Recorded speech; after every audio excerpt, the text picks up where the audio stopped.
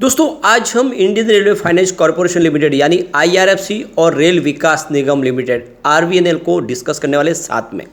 और यहाँ पे दो बड़ी गुड न्यूज़ निकल के आ रही है जिनको हम एक एक करके डिस्कस करेंगे। रेलवे के ये दो स्टॉक है जो आने वाले समय फिर से मल्टीबैगर बनने की काबिलियत रखते हैं।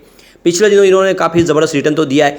आरवीएनएल तो ऑलरेडी बहुत बड़ा मल्टीबैगर साबित हो चुका है, लेकिन काफ़ी समय से स्टॉक के अंदर एक तरह से कंसोलिडेशन मोड दिखाई दे रहा है। अब एक लंबी तेजी के लिए फिर से तैयार हो रहे हैं। आप ये समझ ही सकते हो कि रेलवे के लिए सरकार ने इस बार कैपेक्स बहुत ज़्यादा बढ़ा दिया है और जिस तरह से एक के बाद एक प्रोजेक्ट आ रहे हैं वो इशारा करके ये स्टॉक मल्टीबैगर बन सकते हैं। आरवीएनएल जिनके पास बहुत ज़बरदस्त प्रोजेक्ट है और आईआरएफसी जो रेलवे को फाइनेंस प्रोवाइड करती है, तो क्या इस समय इन्वेस्टमेंट करना चाहिए इन दो स्टॉक में, जानने की कोशिश करेंगे इस वीडियो के माध्यम से। लेकिन फ्रेंड उससे पहले अगर आप पहली बार हमारे चैनल पे आए तो चैनल को सब्सक्राइब कर दीजिए, एक बेल आइकॉन दबा दीजिए ताकि जब भी नया वीडियो बने पहला नोटिफिकेशन आपको मिले। वीडियो पसंद आए तो लाइक शेयर जरूर कीजिए। चलो फ्रेंड्स वीडियो स्टार्ट करते हैं। मैं हूँ आपका दोस्त एस.बी. दवे और हमारे अपने चैनल ऑनलाइन कमाई में आपका बहुत बहुत स्वागत है। सबसे पहले आईआरएफसी की बात करें तो आज 32.50 पर क्लोजिंग थी, जहाँ पे 0.15% की गिरावट देखने को मिली। एक तरफ तो बाजार में ज़बरदस्त तेजी थी, करीब 500 पॉइंट की तेजी। उसके बावजूद भी गिरावट के पीछे वजह यह है कि कुछ दबाव दिखने को मिल रहा है। काफ़ी ज़्यादा तेजी के बाद इस समय स्टॉक के अंदर एक ठहराव सा आ गया है, लेकिन जल्द ये स्टॉक नई तेजी के लिए तैयार हो रहे। पिछले एक साल में स्टॉक ने 60% का ज़बरदस्त रिटर्न दिया है, यानी स्टॉक 20 के आसपास था, इस समय 32 के आसपास है और 37 तक जाके आ चुका है। तो ये आप समझ ही सकते हो कि स्टॉक बहुत फंडामेंटली मजबूत है। अब यहाँ पे एक बड़ी गुड न्यूज़ निकल के आ रही है, जैसे कि सरकार ने वंदे भारत ट्रेन लानी शुरू कर दी और एक के बाद एक लगातार बहुत सारी वंदे भारत ट्रेन आ रही है, तो उसको मेंटेनेंस करने के लिए भी अब डिपो की जरूरत पड़ेगी। तो डिपो बनाने के लिए करीब 2400 करोड़ रुपीज़ का खर्च करके 21 मेंटेनेंस डिपो बनाए जा रहे हैं और इसके अंदर वंदे भारत का ही सर्विस मेंटेनेंस होगा। तो यहाँ पे जो फर्स्ट डिपो बनाया जाएगा सकूर बस्ती न्यू दिल्ली में होगा और ये देख लो इसके लिए जो खर्च होगा 213.36 करोड़ रुपये का खर्च किया जाएगा। और यहाँ पे देख सकते हो कि फर्स्ट वीक ऑफ अगस्त में ही यहाँ पे देख सकते हो कि इसके मेंटेनेंस के लिए ट्रेन इनके पास आ जाएगी वंदे भारत की। तो यहाँ पे करीब 2400 करोड़ का खर्च किया जाएगा 21 मेंटेनेंस के लिए डिपो बनाने के लिए। जैसे कि गवर्नमेंट ने डिसाइड किया कि 400 वंदे भारत ट्रेन आएगी आने वाले 3 साल में और ऐसे में उनको मेंटेनेंस देने के लिए काफ़ी ज़्यादा डिपो की जरूरत पड़ेगी। तो अब ये सरकार ने डिपोट बनाने शुरू कर दी है। अब इस डिपोट के अंदर देखें तो आपको सब कुछ यानी सर्विसिंग से लेके उसकी वॉशिंग क्लीनिंग सब कुछ होगा। इसके अलावा देखें तो बहुत जल्द यहाँ पे टेंडर लाए जा रहे हैं जिसमें जोधपुर राजस्थान में भी डिपो बनाया जाएगा। इसके अलावा गुजरात के साबरमती में भी यहाँ पे एक नया डिपो बनाया जाएगा। जोधपुर डिपो के लिए करीब 140.22 करोड़ रुपये का खर्च किया जाएगा और साबरमती डिपो के लिए बोले तो 241.75 करोड़ रुपये का इन्वेस्टमेंट किया जाएगा। तो ये देख सकते हो कि एक के बाद एक डिपो शुरू हो जाएंगे और आने वाले समय में वंदे भारत की मेंटेनेंस अच्छे से हो पाएगी और ये बहुत बड़ी खबर है जिससे आप समझ सकते हो कि बहुत सारा इन्वेस्टमेंट होने वाला है। और जैसे कि आप समझ सकते हो कि लगातार बहुत सारे वंदे भारत के फेरे बनाए जा रहे हैं। इसके अलावा देखें तो आने वाले समय देखो यहाँ पे जोगेश्वरी मुंबई में और आनंद विहार न्यू दिल्ली में भी नए डिपो बनाए जाएंगे।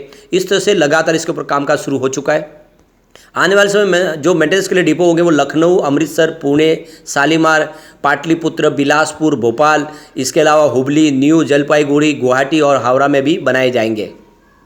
हुबली के डिपो की बात करें यहाँ पे 300 करोड़ रुपये का खर्च किया जाएगा। इसके अलावा पाटलिपुत्र के लिए करीब 200 करोड़ रुपये का खर्च किया जाएगा और भोपाल डिपो के लिए करीब 99.19 करोड़ रुपये का खर्च किया जाएगा। और लखनऊ के लिए आप देखें तो 295 करोड़ रुपये का यहाँ पे रकम सैंक्शन की गई। शालीमार के लिए देखो तो 109.91 करोड़ रुपये का और पुणे डिपो के लिए 90 करोड़ रुपये का खर्च किया जाएगा। तो काफ़ी अच्छी गुड न्यूज़ है इस समय इन रेलवे के शेयर के लिए। और जैसे कि डिपो बनाने का काम भी आरवीएनएल को मिल सकता है, इसके अलावा इसके लिए फाइनेंस प्रोवाइड करने का काम आईआरएफसी को मिल सकता है। एक बड़ी गुड न्यूज और निकल के आ रही है। यूनियन मिनिस्ट्री ऑफ रेलवे की तरफ से 129 किलोमीटर का एक south Haryana economic rail corridor बनाने की अनाउंसमेंट की गई है। और ये देख सकते हो कि जो डायरेक्ट रेल कनेक्टिविटी होगी हरियाणा से लेके पोर्ट्स ऑफ गुजरात, तो कांडला पोर्ट से इसकी कनेक्टिविटी की जाएगी और ये काफ़ी बड़ा एक पोर्ट होने वाला है। तो कुल मिला के देख सकते हो कि रेलवे के लिए बहुत सारी अनाउंसमेंट हो रही है और ये इशारा करिए कि आने वाले समय रेलवे के सेक्टर में बहुत ज़बरदस्त तेजी का दौर शुरू होगा और ऐसे में ये रेलवे के शेयर फिर से एक नई तेजी के साथ दौड़ने को तैयार है। इसके अलावा एक बड़ी अपडेट और निकल के आ रही है। कोयम्बतूर रेलवे स्टेशन के लिए फैसिलिटी प्रोवाइड की जा रही है, यानी उसको अपग्रेड किया जाएगा, नई फैसिलिटी से उसको लैस किया जाएगा और इसके लिए आने वाले समय यहाँ पे जो मीटिंग हो रही है उसके हिसाब से एक बड़ा इन्वेस्टमेंट करने की तैयारी है, यानी रेलवे स्टेशन को रीडेवलप किया जाएगा। तो कुल मिला के देख सकते हो कि काफ़ी ज़्यादा यहाँ पे अनाउंसमेंट हो रही है। अब यहाँ पे अगर हम आईआरएफसी की बात करें तो इसका रिटर्न काफ़ी अच्छा है दूसरी पेयर कंपनियों के मुकाबले। अगर आप बात करें इसके 1 ईयर के रिटर्न की, क्योंकि अभी भी नया रिसेंटली आईपीओ आया है, तो IRFC ने 61.69% का पॉजिटिव रिटर्न दिया। इस दौरान BSE फाइनेंस की बात करें उसने 29% की तेजी बताई है और BSE मिड कैप में देखें तो 28% की तेजी है। तो यहाँ पे विनर आपको बिल्कुल IRFC दिखाई देगा। 3 मंथ की बात करें तो IRFC ने 18% का शानदार रिटर्न दिया। इस दौरान BSE फाइनेंस में 10% की तेजी बनी है और मिड कैप 19% दौड़ा। तो यहाँ पे जो रिटर्न है वो मिड कैप का ज़्यादा है, लेकिन दूसरे फाइनेंस शेयर के मुकाबले IRFC ने अच्छा रिटर्न दिया है। लेकिन 1 मंथ के हिसाब से IRFC में 1% की गिरावट है, लेकिन BSE फाइनेंस 4% दौड़ा है और BSE मिड कैप भी 4% दौड़ा है। यहाँ पे लूजर आपको IRFC दिखाई देगा, यानी स्टॉक फिलहाल दबाव में दिखाई देगा पिछले एक महीने से। ईयर टू डेट के हिसाब से 0.15% की गिरावट है, लेकिन BSE फाइनेंस में 8.1% की तेजी बनी है और मिड कैप में 16% की तेजी बनी है। ओवरऑल देखें तो प्रदर्शन अच्छा है, लेकिन पिछले एक महीने से स्टॉक दबाव में। फंडामेंटली कंपनी बहुत अच्छी, आप देखो इसका मार्केट कैप 42,460 करोड़ रुपीज़ के आसपास है। करंट प्राइस की 32.50 की है, लो इसका 20 का और हाई 37 का है। स्टॉक का P 6.70 है और बुक वैल्यू इसकी 34.80 की है, यानी अपनी बुक वैल्यू से अभी बहुत नीचे मिल रहा है और ऐसे में इन्वेस्टमेंट आप इसमें कर सकते हैं। डिविडेंड दिया 2.46% का, काफ़ी अच्छा कंपनी डिविडेंड दे रही है लगातार। ROC इसका 5.32% का है और ROE इसका 14.70% है। इसके अलावा इसकी फेस वैल्यू देखें तो 10 रुपीज़ की है। तो फंडामेंटली कंपनी बहुत ही ज़बरदस्त है और ऐसे में आप इसमें इन्वेस्टमेंट कर सकते हैं और आने वाले समय ये बहुत कम समय 100 को क्रॉस करने की ताकत रखता है, तो निवेश आपको कर लेना चाहिए। चलते हैं रेल विकास निगम लिमिटेड की तरफ। 119 पर स्टॉक है, जहाँ पे 0.084% की तेजी थी। मामूली सी तेजी बनी है क्योंकि स्टॉक बहुत ज़्यादा दौड़ चुका है ऑलरेडी। पिछले एक साल में इसने 286% का बंपर रिटर्न दिया, यानी स्टॉक दुगुना 3 गुना नहीं बल्कि आप देखें तो 4 गुना रिटर्न दे चुका है। 30 रुपीज़ का स्टॉक इस समय 119 के आसपास है। आप अगर इसके मास्टर रेटिंग तो बहुत ही बेहतर है, 5 स्टार में से 3 स्टार की रेटिंग है, जो हम काफ़ी अच्छी कह सकते हैं।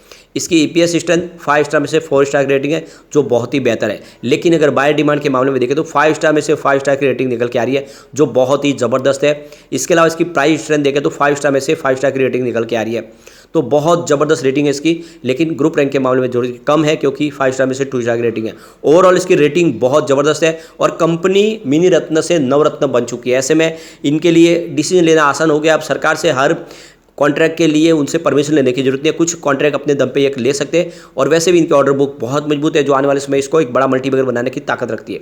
अब इसकी अगर हम रिटर्न को देखें दूसरी कंपनियों के मुकाबले, मिड कैप और BSE इंफ्रा के मुकाबले, तो आप देख सकते हो पिछले 3 साल में इसने 85% का जबरदस्त रिटर्न दिया है, जबकि BSE इंफ्रा में 33% की तेजी बनी है और BSE मिड कैप 30% दौड़ा है। तो बिल्कुल विनर आपको यहाँ पे RVNL दिखाई देगा। 1 ईयर की बात करें इसने 292% का बंपर रिटर्न दिया।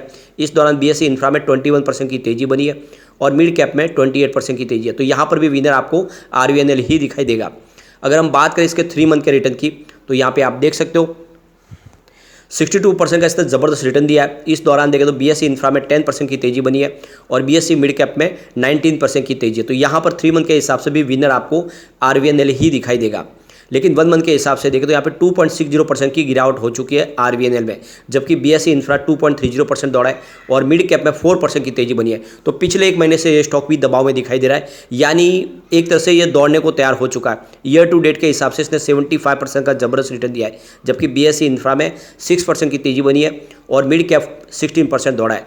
तो बहुत ही ज़बरदस्त प्रदर्शन है। लेकिन आप ये देख ही सकते हो कि पिछले एक महीने से स्टॉक कंसोलिडेशन मोड में और एक नई तेजी के लिए तैयार हो रहे हैं। आने वाले समय स्टॉक मल्टीबैगर बन सकता है, तो एक लॉन्ग टर्म का निवेश करिए, आने वाले समय आपको मालामाल कर देगा। लेकिन फ्रेंड, कोई भी इन्वेस्टमेंट करने से पहले अपने फाइनेंशियल एडवाइजर से बारे ले ले या अपना खुद का रिसर्च करें, क्योंकि मैंने वीडियो आपके एजुकेशनल पर्पज के लिए ही बनाया। वीडियो पसंद आए तो लाइक से जो कीजिए और चैनल को सब्सक्राइब कर दीजिए। Thank you friend.